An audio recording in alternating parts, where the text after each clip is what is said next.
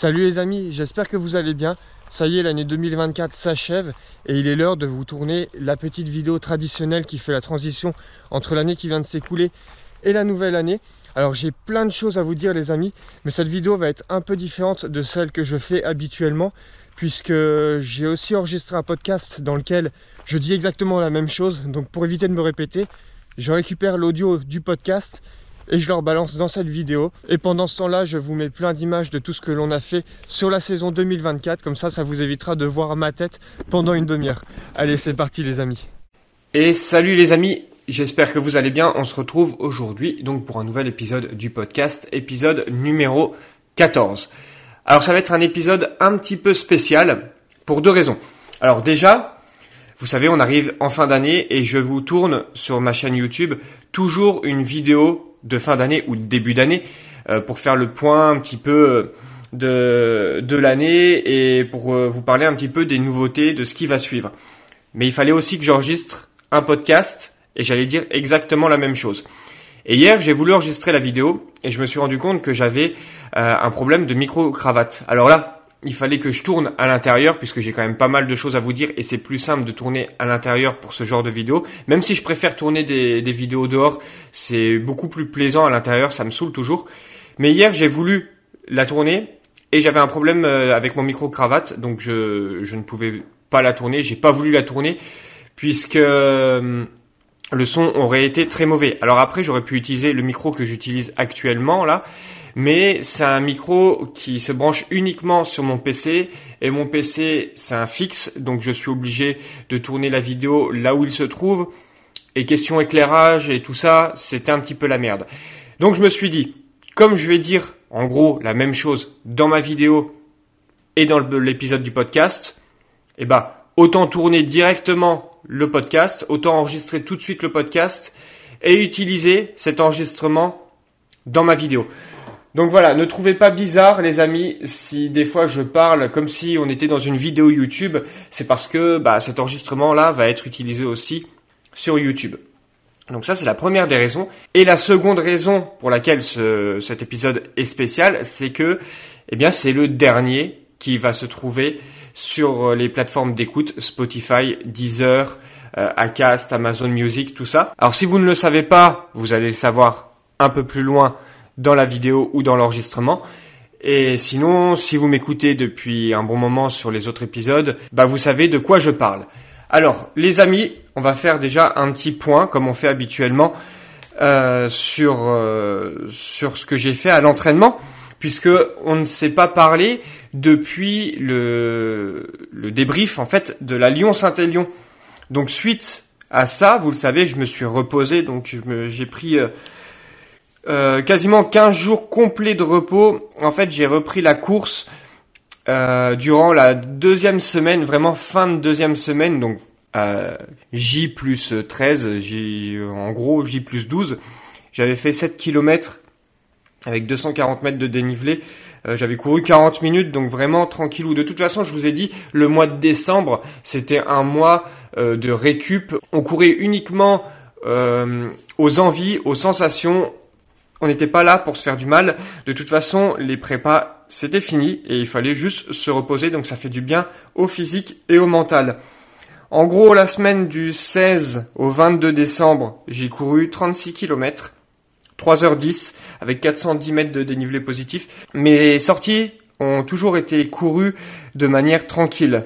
J'ai pas tapé de sortie cardio ou ce genre de truc, quoi. J'avais fait un mini up and down, mais franchement, j'ai pas mis du tout d'intensité dans les ascensions. J'étais avec mon pote Cyril, on discutait, on marchait dans les escaliers, tout ça, c'était juste par plaisir. Parce que moi, j'aime bien faire du up and down. Et donc, la dernière semaine, cette semaine, donc là, on est le 29 décembre, j'ai couru 44 km 8, 45 bornes, en gros 4h10 avec quasiment 1400 mètres de dénivelé positif. Donc j'ai couru un petit peu plus, mais voilà, ma courbe de reprise a été progressive et je n'ai aucune douleur particulière, je me sens vraiment bien et la motivation revient grandement et j'ai hâte de pouvoir reprendre les préparations parce que entre courir au plaisir et se préparer pour un objectif, je préfère courir en préparant un objectif parce que à la clé, t'as ton objectif, c'est la cerise sur le gâteau, même si j'adore courir juste pour le plaisir. Mais si demain, admettons, j'arrête toutes les compétitions, franchement, je courrai beaucoup moins. Je ferai beaucoup moins de volume parce que je ferai que des sorties vraiment purement plaisir et ça ferait quand même beaucoup moins en volume parce que forcément, dans les préparations, on vient se faire mal quand même. Des fois, on chausse les baskets, on n'a pas forcément envie. T'as passé ta journée dehors, il pleut et tout ça. Tu rentres chez toi le soir après le boulot.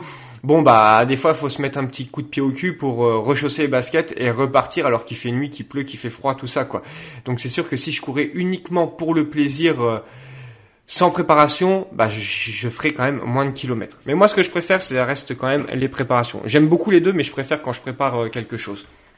Donc voilà les amis, ça c'était côté un petit peu entraînement. De toute façon, on va pas trop s'attarder sur ce point, étant donné que, je vous ai dit, décembre, il y a rien à préparer, donc on n'a trop rien à dire, à part, je cours tranquille, blablabla. Donc voilà les amis. Alors, encore une année découlée. Putain, c'est passé vite, n'empêche. Et petit à petit, la communauté, elle s'agrandit. Et certains sont fidèles à la chaîne depuis le début. Et ça fait vraiment trop plaisir. Il y a des noms dans les commentaires où je reçois des messages. Ce sont des gens qui étaient là, limite, depuis la toute première vidéo. Et ça, je trouve que ça fait vraiment trop plaisir parce que au fur et à mesure que les années passent, j'essaye toujours de faire à peu près les mêmes vidéos. Puisque quand c'est quelque chose qui plaît, pourquoi changer? C'est d'ailleurs ce que je reproche des fois à certains groupes de musique de changer trop de style au bout d'un moment. Bref, là on s'égare. Mais mes vidéos ont quand même changé. Je suis d'accord avec vous. Entre mes premières vidéos et mes vidéos de maintenant c'est quand même plus axé sur la performance parce que j'ai envie d'évoluer alors qu'avant c'était plus axé sur la balade. Mais en même temps, je commençais à découvrir seulement des distances un peu plus longues. Donc quand tu débutes sur ce genre de distance, tu peux pas trop te permettre aussi de tenter une performance. Mais en tout cas, les amis, une chose qui est sûre, c'est que vous êtes toujours aussi géniaux avec moi. J'ai constamment de bons retours et c'est aussi ça qui me motive et qui me donne envie de continuer les vidéos. Alors cette année, il y a eu quelques nouveautés du côté des entraînements. Ceux qui écoutent déjà le podcast depuis le premier épisode, vous le savez parce que j'en ai parlé dedans. Ceux qui regardent les vidéos, peut-être que vous vous en êtes aperçus. J'en ai parlé un tout petit peu au sein des différentes vidéos. Mais voilà, j'ai eu quelques nouveautés du côté des entraînements. J'ai changé de méthode durant les 6 derniers mois. Donc pour le second semestre, la première course, c'était les crêtes vosgiennes. Et ce qui m'a permis de progresser quand même plus efficacement. C'est d'ailleurs amusant. Car si je regarde mes statistiques annuelles de 2023 et que je les compare à celles de cette année, donc celles de 2024, j'ai couru moins de kilomètres cette année et j'ai grimpé et descendu moins de dénivelé et pourtant j'ai progressé. Ce qui prouve que l'entraînement était plus structuré, plus réfléchi et donc plus qualitatif. Ces entraînements sur les 6 derniers mois, je les ai également couplés avec un travail sur la nutrition. Et c'est ce qui m'a permis aussi cette progression. Alors quand je vous parle de nutrition, je vous parle de l'alimentation quotidienne, mais également en course. J'ai contacté Théo Esposito, qui est nutritionniste et coureur. D'ailleurs, en passant, l'insolent avait avalé la Skyrace des Mathésins en 2h59 et 54 secondes. En 2022, je suis allé revoir là son chrono sur l'index UTMB avant d'enregistrer le podcast. Putain, moins de 3 heures, respect. Et Théo, il m'a permis d'en apprendre énormément sur les apports journaliers dont j'avais besoin. Il m'a permis de soigner mon alimentation et de l'adapter en fonction de l'entraînement.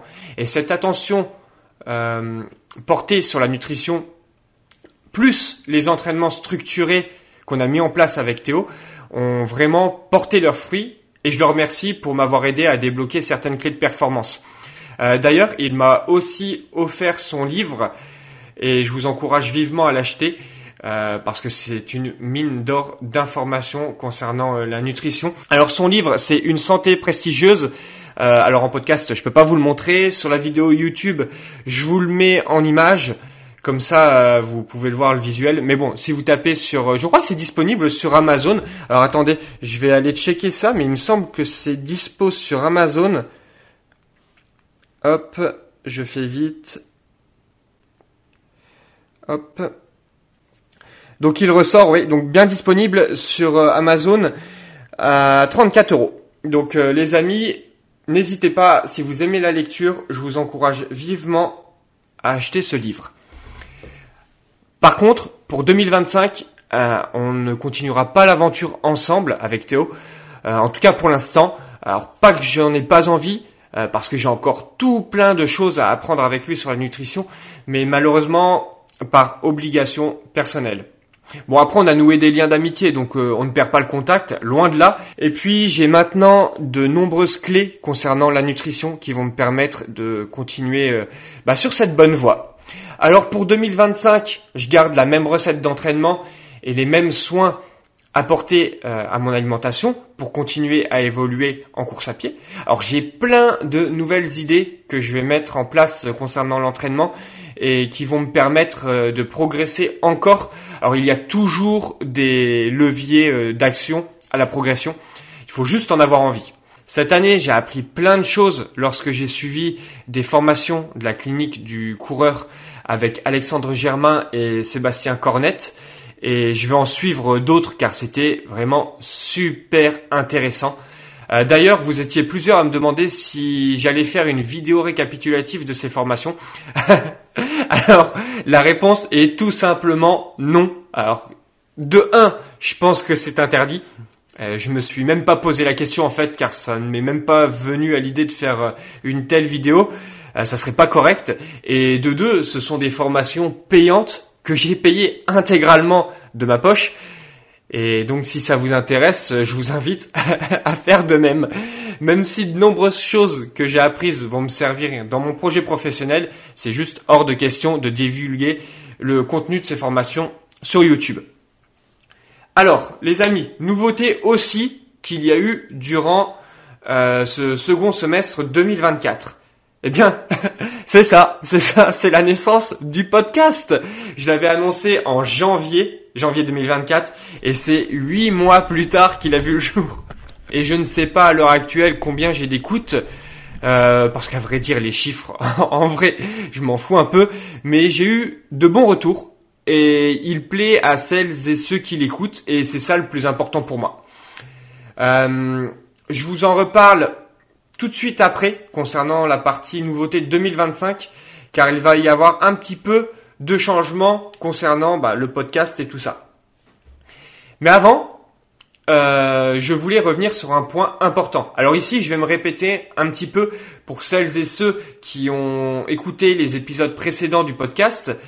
Mais je vous ai dit, cet épisode-là, il est également disponible sur YouTube. Donc c'est pour ça que je me répète, parce que sur YouTube, j'en ai pas parlé. Lorsqu'en 2017, j'ai créé la chaîne, c'était en complément de ce que je publiais déjà un petit peu sur les réseaux sociaux, donc sur Instagram. Et je crois, pas sur Facebook à ce moment-là, je publiais uniquement sur Instagram, la page Facebook qui est apparue après. Mais le but dans tout ça, c'était de partager ma passion, de faire découvrir mon sport et surtout d'échanger avec d'autres passionnés. Et je le dis assez souvent, mais depuis, j'ai toujours pris le temps de répondre à la totalité des messages que l'on m'a envoyés. Et je faisais de même pour les commentaires. Quoique, depuis quelques mois, je réponds de façon groupée sur Strava et sur Facebook, mais les commentaires YouTube et les commentaires Instagram, j'y réponds toujours un par un. Et le souci, c'est que je commence vraiment à galérer pour répondre à tout le monde. Vous l'avez sans doute remarqué, des fois je mets plusieurs semaines. Ah, c'est un scandale. Mais là où ça me prend le plus de temps, c'est quand on me demande des conseils concernant des compétitions ou du matos. Et c'est souvent la même chose. Alors j'ai la sensation de me répéter très souvent. J'adore échanger, mais je me suis rendu compte aussi de quelque chose qui me plaît pas trop. Il y a de nombreuses personnes, en fait, qui viennent me demander des choses, des conseils, qui sont à la recherche de réponses personnalisées, tout simplement parce qu'ils ont la flemme de chercher par eux-mêmes. Ils ont vu que j'ai couru telle course, on m'envoie un message pour une question, alors qu'on y trouve la réponse au sein de la vidéo, ce qui prouve qu'elle n'a pas été regardée intégralement. On veut du débrief personnalisé, je sors un test de chaussures en vidéo, on m'envoie un message pour me demander ce que j'en pense. Gros, regarde la vidéo, je viens de me casser le cul pour la filmer et la monter. Non mais ça c'est véridique, on m'a déjà envoyé des messages pour me dire, alors c'est quoi ton avis concernant cette chaussure-là? Je venais de partager le lien. C'était une réponse à une story, quoi. Sérieux. C'est un peu abusé quand même. Et le pire, c'est que beaucoup de personnes font ça. Vraiment, c'est la quête de l'information gratuite, la fainéantise de chercher par eux-mêmes. Et ces gens-là, quand je cherche un peu, quand je me renseigne et que je regarde un petit peu, généralement, je n'ai jamais eu de commentaires de leur part sur YouTube avant qu'ils me contactent. Ils m'écrivent en fait sans être abonnés non plus à mon compte Insta. Et en fait, ce sont tout simplement des gens de passage. Alors si mon contenu, qui je le rappelle, est gratuit, ne les intéresse pas, je ne vois pas pourquoi moi je perdrais de mon temps pour leur répondre. J'en consacre quand même déjà beaucoup trop pour en accorder à ces gens qui ne m'apporteront rien. Je vous fais un exemple. Vous tenez un magasin de sport. Imaginez un client que vous n'avez jamais vu débarque, il vous sollicite pendant 1 heure pour des conseils sur du matos, et puis il se casse. Et là, le mec, il s'achète les chaussures qu'il a essayées dans ton magasin sur Internet. Vous vous dites quoi? Putain, c'est abusé, quel enfoiré, quoi. Et voilà, là, c'est un peu pareil, sauf qu'en plus, il n'y a même pas de notion d'argent qui rentre en jeu, car s'abonner sur YouTube et regarder mes vidéos, c'est gratuit. Et ça va lui coûter 10 minutes pour regarder et trouver ses réponses par lui-même. Alors que moi, ça m'en prend beaucoup plus pour lui répondre. Et vous multipliez ça par le nombre de personnes qui font ça. Et vous comprendrez vite que ça devient du grand n'importe quoi. Franchement, c'est un scandale des fois. Alors par contre, ne vous en faites pas. Je sais reconnaître quelqu'un qui est fidèle et qui apporte quelque chose à la chaîne. Et à eux, je leur réponds toujours avec grand plaisir. Et je pense qu'ils le ressentent. Et même si t'es pas abonné sur mon Instagram par exemple et que tu m'envoies un message, en général les gens qui s'y intéressent réellement, ils m'envoient un message, dans la foulée je reçois une notification comme quoi le mec s'est abonné et généralement il me lâche des likes aussi sur mes photos. Bon ça je m'en moque un petit peu qu'il me lâche des likes, mais tu vois que la personne c'est pas une personne de passage en fait et qu'il est intéressé par ce que tu proposes. Et donc là je vais prendre beaucoup plus de plaisir à le renseigner et puis à répondre à ses questions, tu vois.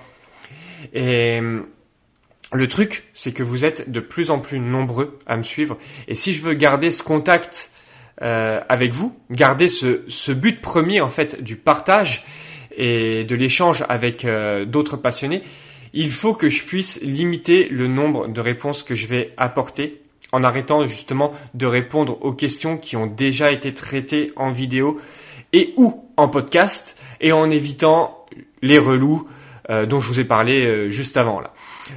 Parce que si c'est pour continuer la chaîne et snober 90% des personnes, franchement ça m'intéresse pas. Autant tout arrêter parce que je prendrai pas de plaisir en fait. Alors comment je vais faire pour faire ça? Je vous ai parlé des nouveautés 2025, et bien tout simplement en ouvrant un Patreon. Alors pour celles et ceux qui ne connaissent pas, c'est une plateforme payante sur laquelle vous retrouverez du contenu qui sera accessible sous forme d'abonnement mensuel. Alors que va-t-il se passer? Eh bien tout ce qui est vidéo YouTube, les posts Instagram, Facebook, Strava, même s'il va y avoir un petit changement au côté Strava, tout ça, ça reste inchangé, ça reste accessible complètement gratuitement. Le petit truc que je vous dis pour Strava qui va changer, c'est juste que je mettrai plus de débrief dessus. En fait, vous verrez juste mes séances, mais il y aura rien d'écrit dessus. Il y aura pas de détails. Je mettrai pas mon ressenti. En revanche, ce que l'on va retrouver sur le Patreon, c'est du contenu exclusif qui apparaîtra uniquement pour les abonnés. Abonnés du Patreon, pas abonnés YouTube. Alors, on va trouver le podcast. Il ne sera plus accessible sur Spotify, Deezer, comme je vous l'ai dit. Alors, si vous l'écoutiez déjà, vous le saviez, car j'en ai parlé au sein des derniers épisodes. Je laisserai en ligne quand même gratuitement les 14 premiers épisodes qui sont déjà sortis, donc les 13 derniers plus celui-ci. Comme ça permettra aussi à des personnes qui s'intéresseraient au Patreon de les découvrir et savoir si ça leur plaît avant de s'abonner. Mais tous les épisodes qui sortiront à partir d'aujourd'hui, donc à partir de l'épisode numéro 15, se trouveront uniquement sur Patreon et nulle part ailleurs. Donc du contenu exclusif de façon écrite, des articles, le podcast, et vous trouverez également une possibilité de me solliciter pour tout un tas de conseils concernant l'amélioration de la foulée, le choix des chaussures en fonction de ce que vous recherchez, de vos blessures, si malheureusement vous êtes blessé, tout ça. Alors pourquoi je vous ai dit que sur Strava, je n'allais plus mettre de description à mes séances? Eh bien tout simplement parce que dans chacun de mes épisodes de podcast, je reprends à chaque fois la semaine passée et je débriefe de chacun de mes entraînements. Quel était l'objectif de l'entraînement? Ce que j'ai fait, comment je me suis senti, quel était le but de cet entraînement, pourquoi je l'ai fait, parce qu'il n'y aura qu'en podcast où je parlerai de mes préparations de course, de mes débriefs de course. Alors bien sûr, vous allez pouvoir voir que j'ai fait une séance up and down par exemple sur Strava, mais ce que vous n'allez pas pouvoir voir, c'est est-ce que j'ai mis de l'intensité en côte, en descente, les deux, pas du tout. Est-ce que j'ai fait une séance de myocross max? Quel était le but de cette séance? Quel était l'objectif? Comment je me suis senti? En fait, tout ça, on ne le verra plus sur Strava. Pareil pour mes compétitions, en fait. Vous allez voir que j'ai fait une compétition. Il y aura le titre de la compétition. Par contre, il n'y aura aucun débrief sur Strava parce que tout ça, ça se passe sur le Patreon en podcast. Donc, dans ces fameux podcasts, qu'est-ce qu'on va retrouver? Eh bien, à chaque fois, on reprendra la semaine d'entraînement pour faire un débrief de tous les entraînements. On viendra répondre à certaines questions qui m'ont été posées durant la semaine. On traitera un thème particulier ou un briefing de course avec stratégie alimentaire, stratégie de course, donc tout le plan de course, le matériel, ou un débrief de course. Ça peut être plein de choses, mais ça se passera uniquement sur Patreon. Alors tout ça me permettra de renvoyer tous ceux qui me posent tout un tas de questions qui ont déjà été traitées à un moment donné quelque part. Alors si c'est en vidéo YouTube, eh ben, je les renverrai vers mes vidéos qui, je le rappelle, sont et resteront gratuites. Si c'est en podcast, je les renverrai vers mon Patreon qui, lui, est payant. Et si ce sont des demandes de conseils, eh bien, tout dépendra des questions. Si c'est simple et rapide à y répondre, je le ferai. Et si, au contraire, elles demandent à être trop approfondies, dans ces cas-là, je le renverrai aussi vers mon Patreon. Bien entendu, il n'y a aucune obligation. Si ce qu'il te plaît, c'est de regarder les vidéos YouTube et de checker mes posts Instagram, eh bien, continue. Rien ne change pour toi et c'est toujours un plaisir de te savoir parmi mes abonnés. Et si en revanche, tu as envie de plus de contenu, d'écouter mon podcast, si tu as besoin de conseils ou autres, eh bien, je te souhaite la bienvenue dans le clan sur le Patreon. En tout cas, le lien est dans la description et si tu as des questions concernant le Patreon, n'hésite pas, j'y répondrai avec grand plaisir.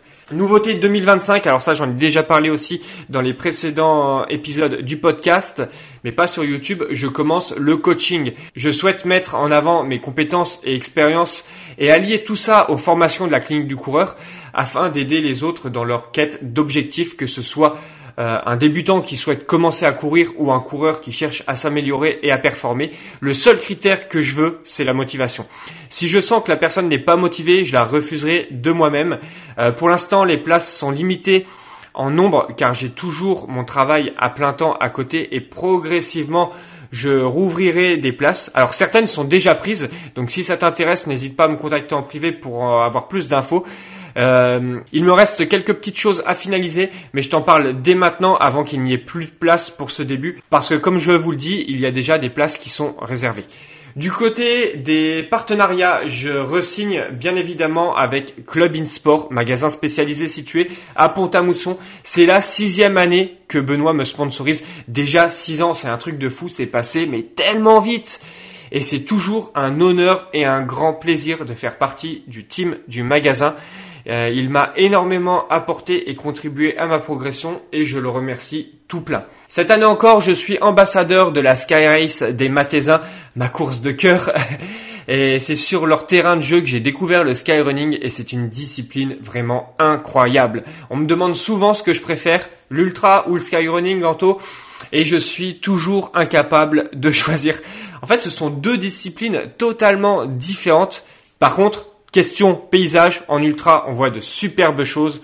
Mais je suis désolé, le skyrunning explose tout en termes de paysage, car tu passes dans des endroits où personne ne va. En course ou en off, t'évolues vraiment dans des endroits difficiles d'accès et c'est vraiment incroyable. T'as un shoot d'adrénaline qui est garanti. C'est un truc de ouf. Donc je vous disais, toujours ambassadeur de la course de la Sky Race des Mathésins et ça me fait tellement plaisir. Cette course, elle est vraiment incroyable. Et franchement, c'est la classe de porter leur logo sur les vêtements. Vous trouvez pas quand même? Et on s'y retrouvera donc cette année, le 20 avril. Ça a été un petit peu avancé dans le calendrier.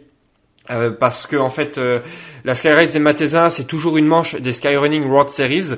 Et en fait, là, je crois qu'ils ont eu des petits problèmes au niveau des dates avec d'autres courses. Donc, ils ont dû avancer la leur, donc au 20 avril, alors qu'avant, ça avait lieu aux alentours du 10 mai. Alors, restez à l'écoute, car il y aura sans doute 1 ou 2 concours autour de cet événement. En 2024, j'étais également ambassadeur Altra. Alors, gros fan de cette marque américaine. Depuis que j'ai enfilé ma première paire, je n'ai plus recouru avec une autre marque. Aujourd'hui, j'ai 17 paires en ma possession. Donc, je peux vous dire que je commence à bien connaître leurs chaussures. Alors préparez-vous les amis parce que je vais vous faire les 17 paires de pompes que j'ai eues ou que j'ai. Donc l'Unpeak 5 1152 km, l'Unpeak 5 encore 1375 km, j'ai une paire de l'Unpeak 4.5 à 1090 km, j'ai des Altra Escalante 2 à 1000 bornes, des Olympus 3 qui ont 1000 bornes aussi, j'ai une l'Unpeak 4 à 917 km, une l'Unpeak 7 à 1003 km, j'ai des Mont Blanc à 1008 km, des l'Unpeak 6 à 1200 km, j'ai également une autre paire de l'Unpeak 5 que j'ai customisé en remettant une semelle Vibram dessus qui ont 1208 km. J'ai mes Superior 5 qui ont 940 km. J'ai mes Mont Blanc Carbone qui ont actuellement 574 km. J'ai mes petites Escalante Racer à 190 km. J'ai des autres Mont Blanc à 850 km. J'ai ma paire de l'Unpeak 8 qui a actuellement 335 km au compteur.